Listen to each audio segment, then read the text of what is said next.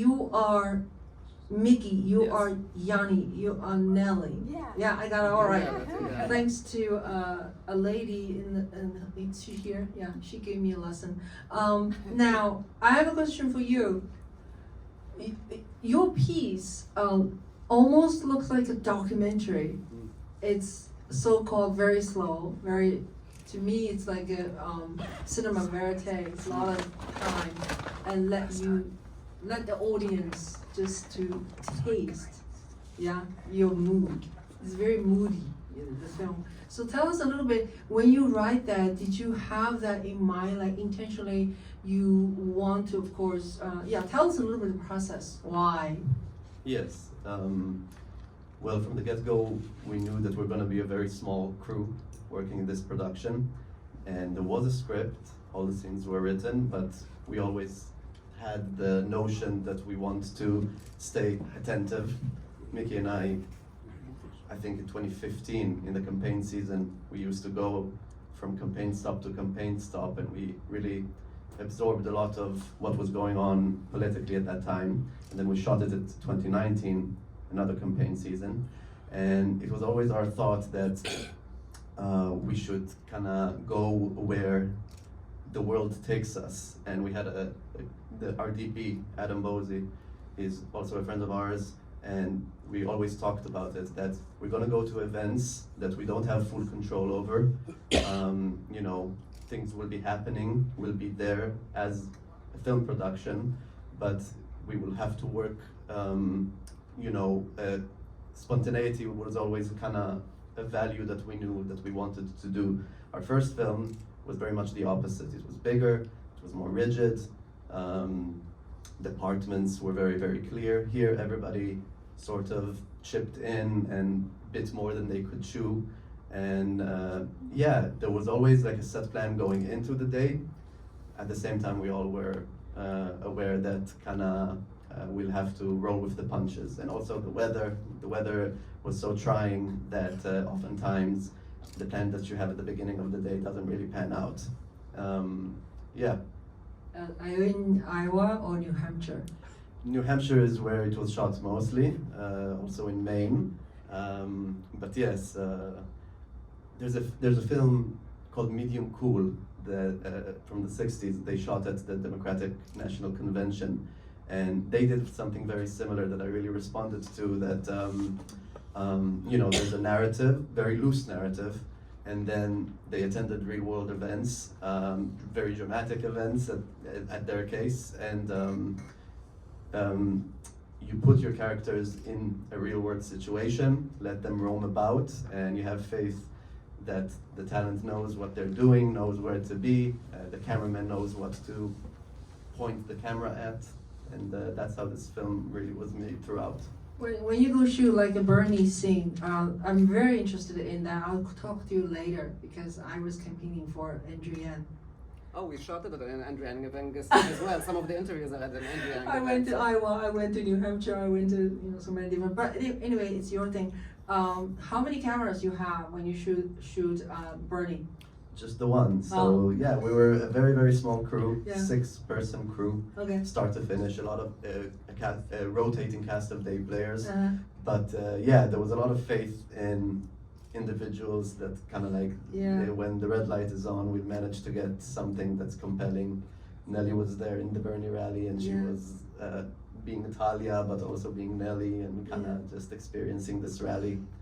I have a question for Nellie. Speaking of Nellie, Nellie, this is like I said, it's very moody. It's not always dialogue-y, right? It's not so much dialogue. There's a lot of just by yourselves. And now, are you allowed to improvise, or everything is script? They wouldn't let me improvise. They beat me. It's very easy for Mickey because when he hugs, he leaves a bruise. A little bit. You gotta feel it. And actually, after takes, we'd go to lunch and they would seem so angry and they would speak in Hebrew. And so it would all be like, and then so I'd be like, it's okay. They just said, pass the arugula. It's a violent language. It always sounds that. Yeah. I loved you. So- Exactly. So are you saying you are allowed or you're not allowed? Oh. I'm still not clear. No, Sorry. I mean, this film will ruin you. Because, I mean, who are you gonna go to afterwards, John Ford, who just yells at you for breathing, So this was just so nice, and it was so cozy, and, they even got massages for all the cast at the end, but I missed it, cause I didn't know there was a cleaner for the Airbnb. Oh, that's wonderful. They should make a lot more movies all the time. Yeah, Working yeah, on it. yeah. Oh, okay, so let me open the mic. Anybody want to open I'll a ask. question? Congratulations, guys. Hey, Nellie. The part looked like it was written for you. Did you try out for that part, or did you guys have Nellie in mind from the beginning? The part was written for Nellie. The film is very much an ode to our mother. She's the one that showed us kind of like the art of the road trip, and we sort of followed in her footsteps throughout this film. And our mom, and as well as us, was a fan of Nellie. And there's a sense in which we knew that we also have kind of overlapping politics as well. So as we were writing the script, we had her in mind, but we never really once the script was done, we went to a show of hers and we introduced ourselves, and then we sent her a little sort of pitch. But yeah, it was always because the film is an ode to our mother, because Nellie meant something to our mother, and we thought that she would be a gamer when it came to kind of like a road trip movie, and with political undertones. In our hearts, she was a great fit, and we're honored that she was on board, and kind of she's a come with kind of person, I think, and it was sort of a dream come true that it's panned out the way it did. Perfect casting. Good. Thank you. Okay, yeah. When you ask question, maybe just tell us your name and yeah. Are you a filmmaker? I'm not a film. I'm a fake film member. My name is Barry.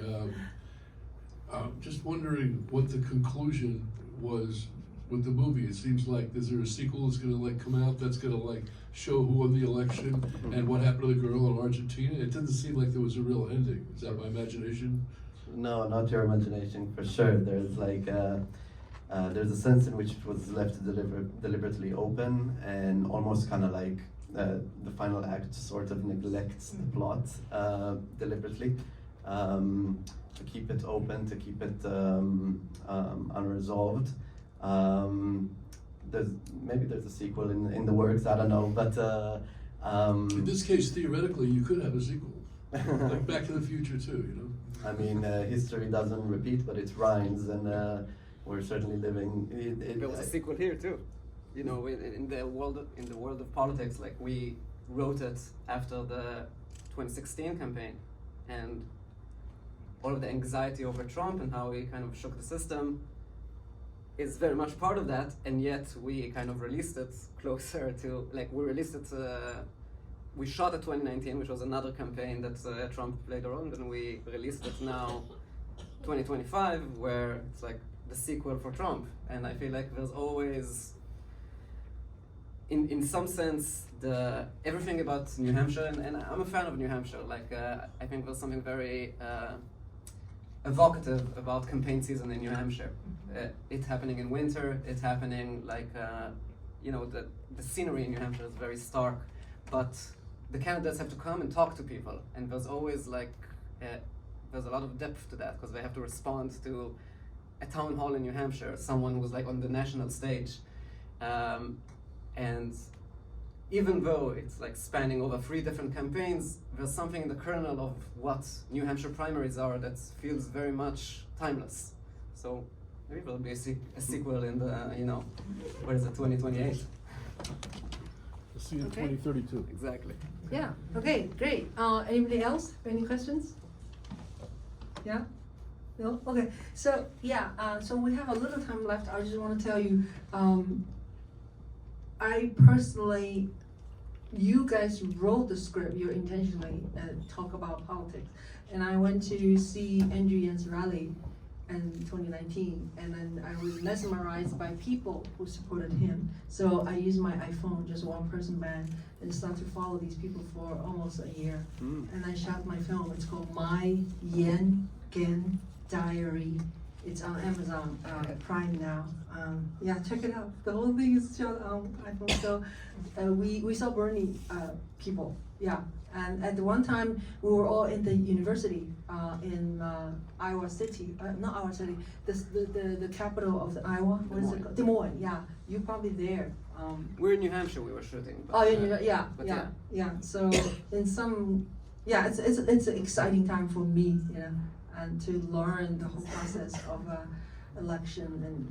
The campaign is very exciting, especially like for to foreigners. Like we don't have that in Israel. That particular thing, like for us, but isn't like campaign season. Yeah. Is here, this working? Yeah, it's working. It's working. Okay. Campaign season here is something unique, and I like the energy that every state brings to the campaign. Yeah. And when you bring those candidates, like someone like Andrew Yang, we went to one of his rallies and we talked to the people there, and there were a different ilk of people, like more independent-minded. And New Hampshire is a very independent-minded state. That's part of why I like it. They're not staunchly Democrat or not staunchly Republican. They have a lot of independent thinkers. So it attracts a very kind of lively discourse come campaign season. So ultimately, what is your distribution goal? Is it out right now or about to go somewhere, either a theatrical release or streaming?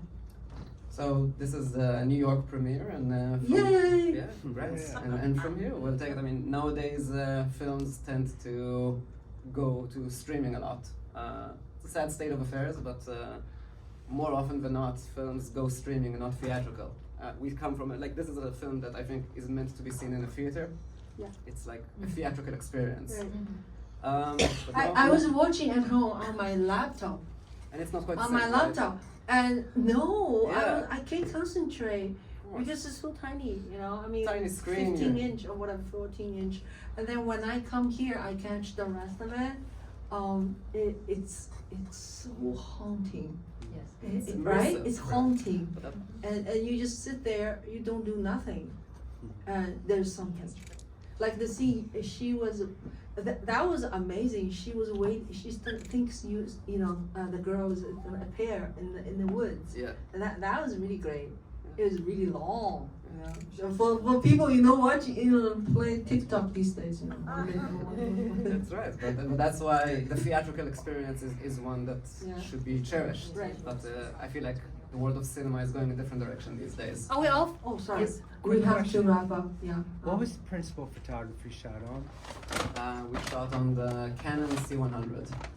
Wow. Yeah. Okay, it looked A great. dock camera, you know, Yeah. in its core, It but has like that film look. as like the film, exactly, the fairy tale style. Yeah, we have to wrap up because there's a film. And thank you so much for attending, and thank you so Thank much, and congratulations. And if you have more questions, you can ask the filmmakers and actors in the lobby. And I definitely want to hook up with you guys. Thank you so much. Thank you. Thank you.